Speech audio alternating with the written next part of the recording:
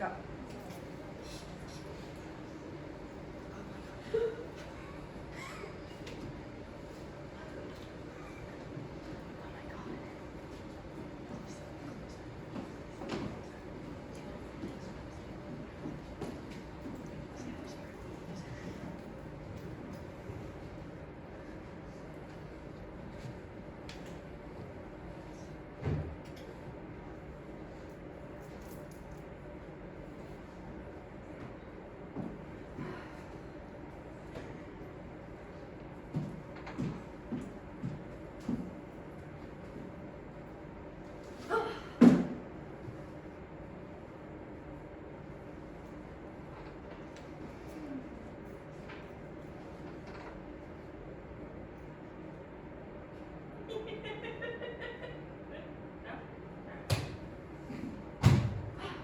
Okay. So, you know who I am, right? You came to see my show. You read the description. You at least know what you got yourself into, right? Okay. This is not rhetorical. I'm asking for a response. Participation is graded and expected upon entry. This is a college, right? No? You don't know? Are you fucking kidding me? It's okay. Yeah, how about I give you a hint, okay? Adeline? Steven? No? Really? I'm over it. It's fine. Allow me to introduce myself. My name is... It's Virginia Woolf! Dumbasses! I didn't tell them to do that. But the rest of you, how rude. You think you'd, read the program? Whatever, I'm over it. It's fine. More important things to talk about. I want you all to listen to this. Are you ready? It would have been impossible, completely and entirely, for any woman to have written the works of Shakespeare in the age of Shakespeare. Yeah, okay. Let's imagine, then, since the facts are so hard to come by, what would have happened if Shakespeare had a wonderfully gifted sister called Judith, let us say. Now, William went to the grammar school. Your mother was an heiress, where he learned Latin, read Ovid, Virgil, Horace, and the other elements of grammar and logic. He was, it is well known, a bit of a wild boy who poached rabbits or perhaps shot a deer. And then he got married. And it was a little young, but it's not my place to say. And then he had a child, and he could barely take care of himself at that point, but again, not my story. But that whole escapade sent him to seek his fortune in London. He had, it seemed, a taste for the theater. I can never consider myself to be a genius or an inspiration. I can never consider myself to be a muse. I can never consider myself to be anything more than a woman who merely fantasized about performing and writing. I never even needed to be the star, but it would have been nice to be a part of the process. I needed to create, to be a part of something meaningful. My brother William had always loved the theater too, but something that no one knows is that I was the one that took him to see his very first show. I was a few years older than him, and I had hidden away enough money for us to even be able to sit while we watched. He was only 6, and there was no way he would have been able to stand for all those hours. We went to the show in town, and we were both amazed. I knew he would love it just as much as I had, if not more. I knew it would be his future when I saw the look in his eyes. In him, I saw the future that I had always dreamed of living. Will was always my favorite person in this world. He was the one who snuck me in his poetry books at night, and I read them by candlelight all night until I heard my father stirring in the morning. He taught me to write, too. Sometimes he would even give me his empty books so I could write down my ideas and stories. He would keep the books, though, just in case we got caught. I wrote the craziest stories, like star-crossed lovers from rival families, or two sets of twins being mistaken for one another. My favorite has to be the one about the boy whose uncle killed his father. I stayed up entire nights writing these stories, and Will loved them. I wrote things that were so farcical that there was no way they could ever make it to stage. I guess I related to them in that way. Sometimes I think my father knew, though. Nearly every time he came to check on us, the candle by my bedside was still lit. I admit it was rare I remembered to blow it out. Even though Will was always the more successful one, I always had a special place in my father's heart. Otherwise, he would have never have allowed me to read and write like Will. Regardless, whenever he found something stuffed underneath my pillows, Will always covered for me, just in case father would get angry. One time he even put on a play of mine under his name, and audiences loved it. I guess that habit never stopped. When the play was shown, not a single one of the women in the audience could figure out how good old Will knew that Rue could be taken to pass a pregnancy. The thing was, he did it. I've heard conspiracies of my brother saying that no one in his class could have written like that. However, I assure you that every single one of his stories came from this small farmhouse. But I'll never be able to tell you which ones are from him and which ones are from me. For you see, it is destiny of a talented woman in time to go mad one way or another, by guilt, by men, or even sometimes by art. And maybe that even inspired good old Will, as it did me.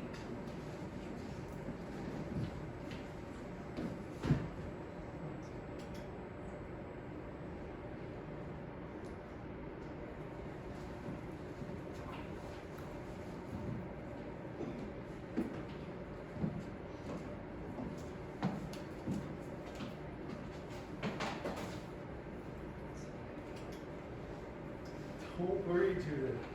I promise I'll be home soon. I don't understand why I can't come with you. You know Father would never allow it. He'd be dragged back as soon as he saw you were gone. So, that's it? You leave and have the opportunity to live the life that we've always dreamed of? That I have always dreamed of? And I have to stay here with Mother and Father? How is that fair? That's the way of the world, Judy. The world just isn't ready for a man like you. Well, why can't you settle in London and then bring me with you? That is simply not the way your life is supposed to go. I promise. I'll be back as soon as I can. You know I wouldn't promise if that were the case. But what if by the time you get back I've been married off to the highest bidder? Well, I'd be thoroughly disappointed if they didn't at least invite me to the show. So hilarious. Look, in all seriousness, if you ever need anything, come to London. Promise to write as often as you can. Of course. What kind of brother would I be if I didn't? I love you so much, Judy. And I'll always be a letter away. And he kept his word for a few months. But the longer he stayed in London, the more he wrote for the stage, and the lesser for us.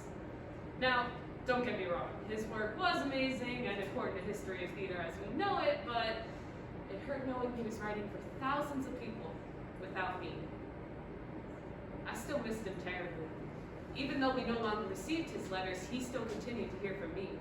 I wrote him so often he may as well have been home with us. I wish I could tell him how much he had saved me. He gave me an opportunity to be myself, something that would normally be frowned upon for a woman.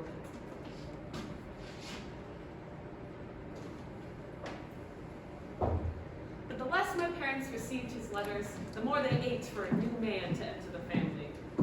My worst fear was coming true. My parents wanted me to marry a man. Then one day,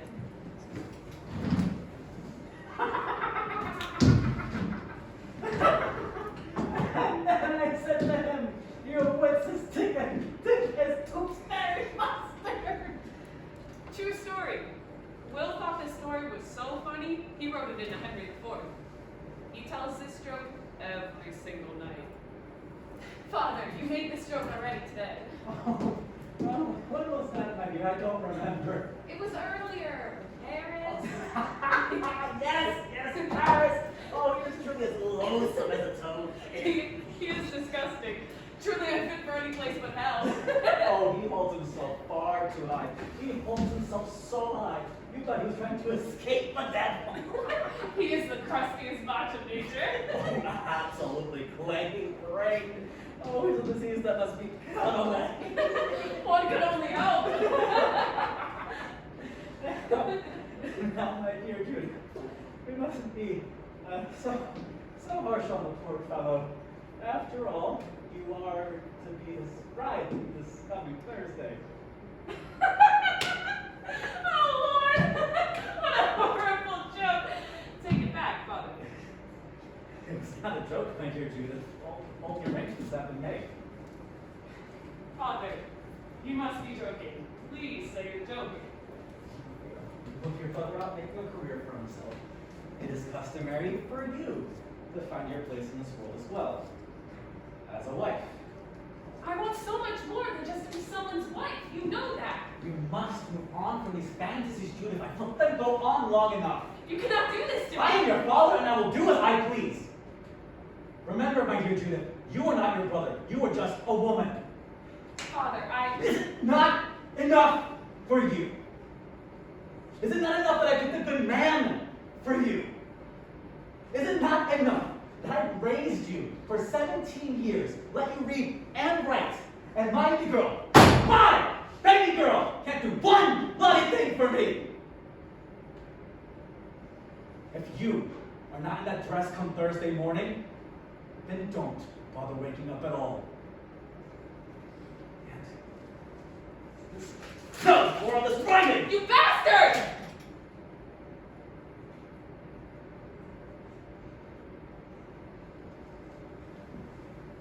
I don't even know who you are anymore. I deserve more than this. More than you. You are no father of mine.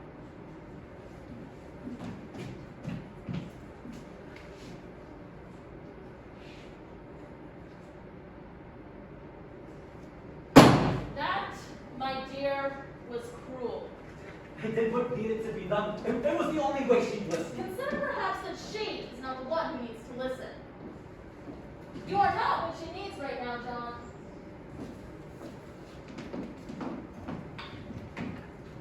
Mother, I can't marry this man. He's awful. My love, my heart aches to see you in so much pain. I wish that there was more that I could do for you. But all I know what to do is to give you these words of advice. You want to write for your life's work? Many see that as unheard of. A woman can't write. Between you and me, women can do anything we set our minds to. We just have to find different ways to do them. What do you mean, Mother? You want to write for a living? What would a woman need to do this? You would need 3 things. Writing supplies, a place to write in, and enough money that you would not need to work other menial jobs. If you married Paris, you had enough money to buy writing supplies, a big enough home for you to have a private space to write. And with the amount of wealth Paris has, you would never need to work. We women must find ways to survive and do the things we love. We just have to work a little harder to get there. So what shall you do to get there? You shall listen to your father. You shall listen to your husband. You shall do your work and have your babies and stay quiet. You shall do what is expected of you otherwise. We're women. It's all we can do to survive. Clean up the table when you're done moping. You must learn to do it before you get married in 2 days, or you will never survive. I had to learn to do it. So will you. I'm sorry, my dear. We cannot change the world. We are only women.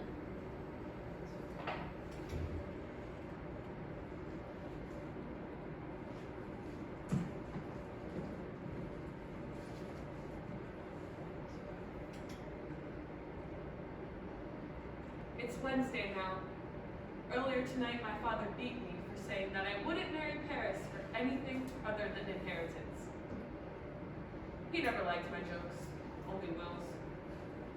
He beat me, but but not before he begged, pleaded, cried again that he just wanted his precious daughter to live a happy, normal life. He was always an emotional drunk. Then my mother made him dinner, but none of it was left for me. I sat in my room and cried for hours.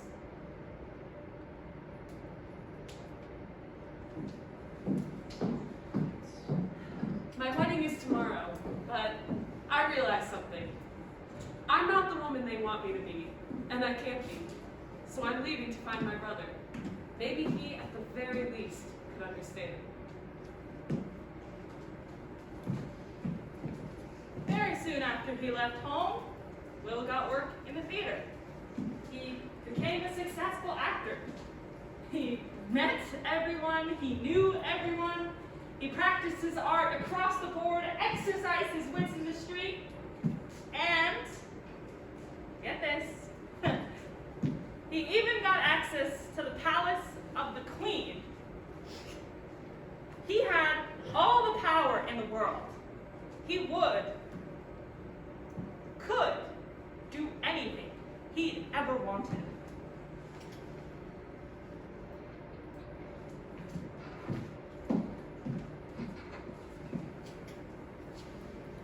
After a fortnight's trip, begging for rides half the way and walking the other half, I made it to London.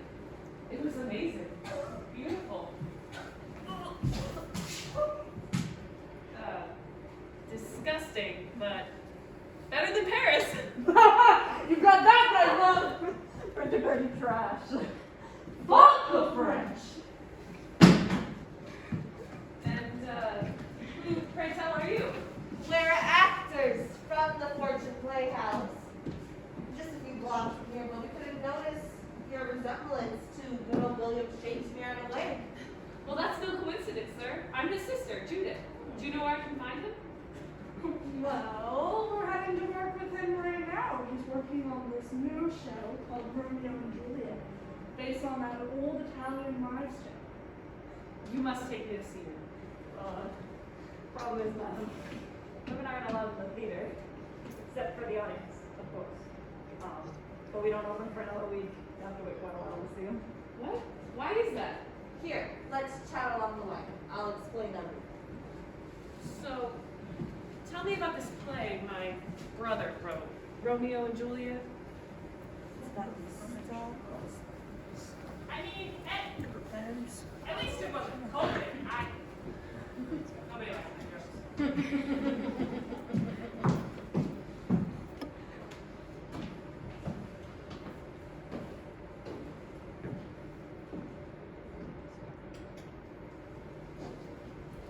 So, all of the women are played by men? Oh, I know it's dreadfully outdated, but nonetheless, only men can act. and only pigs can fly too, right? Yeah. Wait, when I was younger, I saw a play with a woman. She had to have been a woman. Oh, honey, you weren't supposed to notice. Guess it worked. Now, let's see what we can do about your busy brother, Will. Hey, you! Will! Come here. Judith, what are you doing here? You said to come to London if I ever needed you. Well, what happened? Are mother and father all right? Yeah, I'm so great. Thanks for asking. But they're fine. They tried to have me married off to this pompous man. And you just ran away? Well, what was I supposed to do? Poison myself? Well, if you would have, there wouldn't be a plot hole in my new story. What? Are you running out of plots that I already wrote? Oh, sister, you've always had a flair for the dramatics. You haven't changed one bit, you ass. Wow, this is just lovely, but we have to be headed to practice soon. So why don't you both come to mine for supper tonight? You two can catch up then. Sounds lovely. Perfect. Let's go, boys.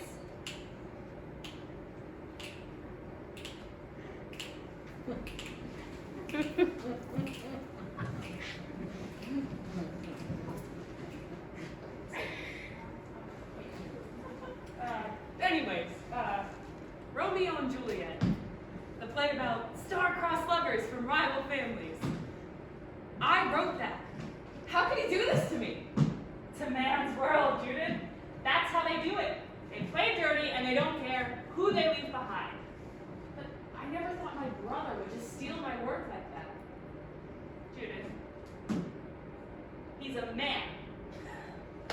mean, he's been doing it all along. Check his books, they'll show you.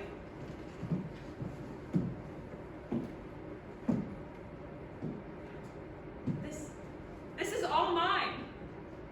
All of it. Every script in this was written by me. All put under his name without a breath of acknowledgement to me.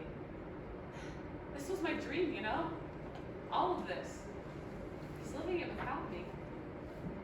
Imagine the success I could have. If only you were a man.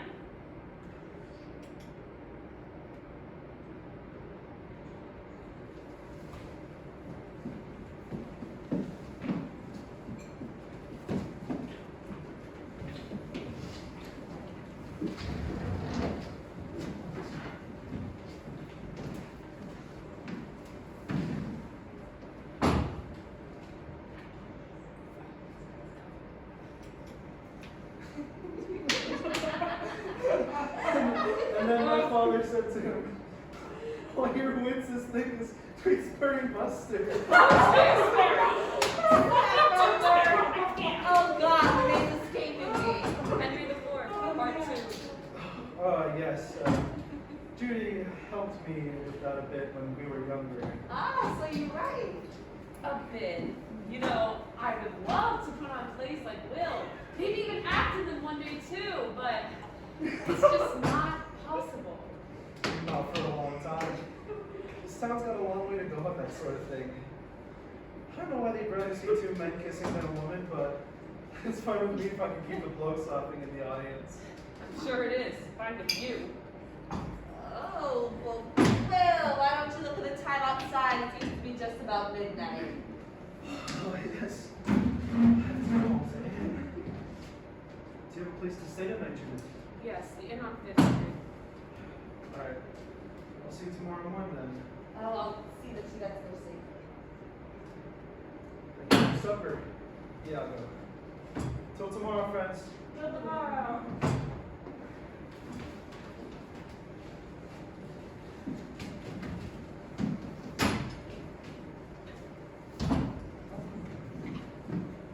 So, you like to get into theater?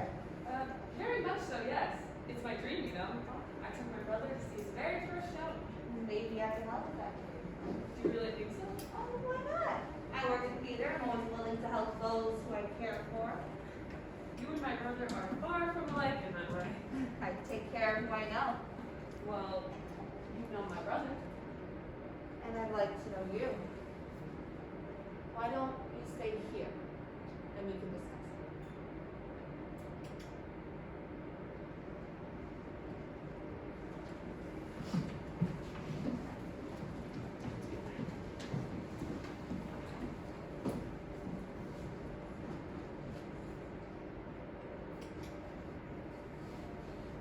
What? It looks like somebody cannot handle their liquor. Do you want to know what I can't handle? This idea of give and take. The idea that nothing will ever be given to you without a cost because you're a woman. And that we have had to suffer in the background for so long for our own safety? I mean, do not disobey your father. Do not disobey your husband. Do not avoid your work or your children or speak out of turn. Do not live a life that you want to live. We are women. It is all we can do to survive. Give and take, give and take, given and taken. Judith, she just wants to write. John, he let this go on for so long, just to rip it out from underneath her the moment she had any hope for a real life. And then William, he gave her this hope for a life, one where she was a writer, a playwright even. And then he took it. Her creativity, her dreams, her talent, put out into the world with his name on it. And then Mary, she told her daughter to go to that awful man just to get what she wanted in life. So what? She gets to fulfill her dreams, be a writer, finally, but for what? She would have had to give her whole life to him. Why the fuck do we have to keep on giving?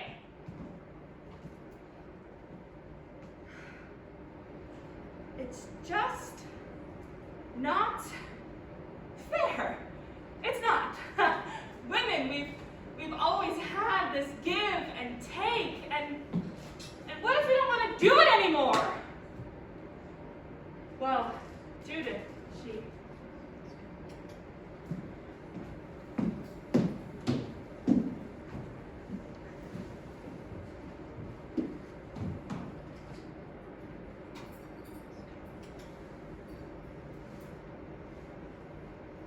sometime after that night with him, I found out the worst news I possibly could have. I'm pregnant. Iago led me on, promised me everything, and then left as soon as he was done with me. I was stuck. There was nothing I could do to be successful anymore. My dreams were completely crushed. Except, rue is a plant, but it's also a word for regret. Regret that I feel every single time I have to think about these men who ruin everything I've worked so hard for. Rue is a plant that could hypothetically solve all my problems. And I wait and wait and wait. But nothing happens. Nothing happens. It didn't work. Please, I cannot live like this. God, I cannot live like this.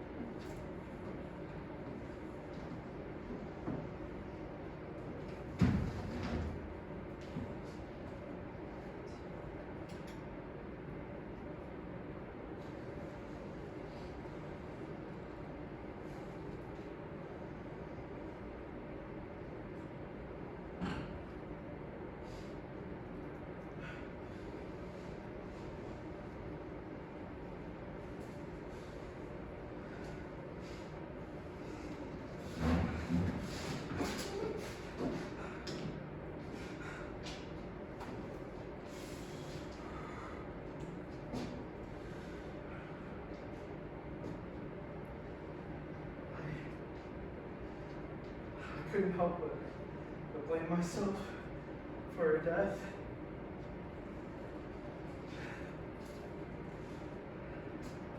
I actually wrote the character of Lady Macbeth after how I felt that night. Sober memory would somehow make it to a stage. She deserved at least that.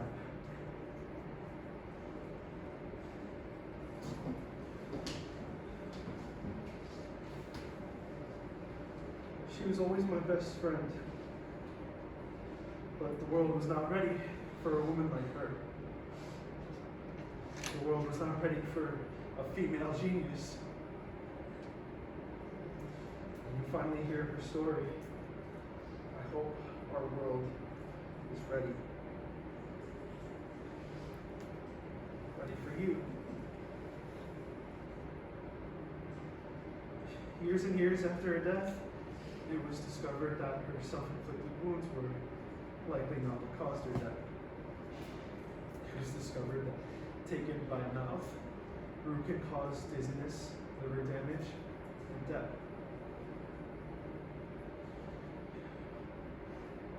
Women who wanted an abortion in my day, they had to take that risk. It is a hard world for women. Don't make love unless you're married, but a man can take you if they wanted to. A real man would marry you like that, and the child would be yours alone, to raise, to heal, to care for, to pay for. But of course, you couldn't work for more than shillings. The whole system was against you. The whole system was against her. My sister. Every woman I've ever known. And it drives them to madness.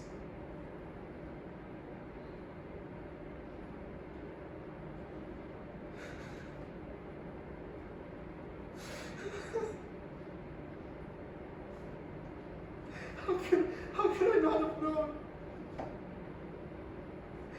How did I not see this coming? What could I have done?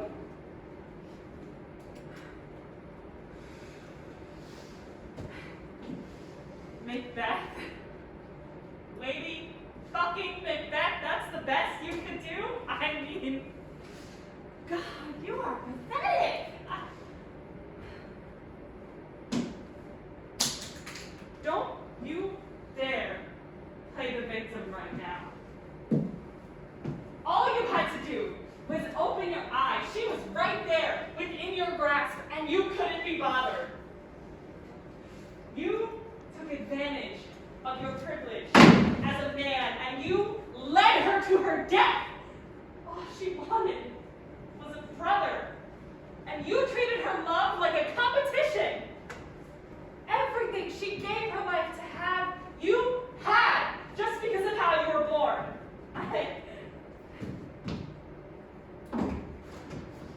Let's take a look at everything that she's written that men like you have ignored up until now. You never bothered to apologize. I'm not sure if you ever felt sorry in the first place. Were you ever sorry? I told you to your face that I didn't think of you anymore because it reminds me of everything you did to me. I can't love anyone anymore because I'm afraid that they'll do to me what you did. And I am so sick of crying over you. This is what men do to us. Would you like to hear more? I've got plenty. You left her alone. You never spoke of what you did. Do you know how much pain you caused? How many tears were cried over you? Years from now, with your own children, I hope you teach them not to be like you. That they become decent people and never do what you have done. Does your wife know? How will you tell her? Will you fill your story with lies about how you were young and you didn't know any better? Because that will never be an excuse. What you did wasn't being young, it was taking something that didn't belong to you and crushing it. Let's keep going. I've got all day. I wish I didn't have to think about you. I wish there weren't things in every part of my life that reminded me of you. I wish you weren't so important to me. I am not the villain or the monster that you have painted. I'm just another soul that you have wrongly tainted. What I didn't know was that it was all absurd constructs that you created to keep me from breaking these chains you tried to enslave myself and others in. So, congratulations. Find your solace and your peace. For the version of me you once loved was left behind, battered and deceased. These women, these characters, they existed in your time, in mine, in theirs, and not once have you listened to what we had to say. If you had just listened instead of looking through those sorely ingrained, misogynistic eyes of yours, maybe, just maybe, Judith would still be alive. Look at her! Look at what you did to her! This is your fault!